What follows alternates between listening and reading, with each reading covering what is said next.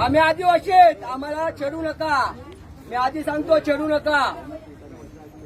हा, छेडू नका. या आदिवासींना याला छेडलं तुम्ही लोकांनी. ग्रामपंचायत, सिडको सगळे छेडतात. हा, याचा परिणाम मग भोगायला लागेल तुम्हाला.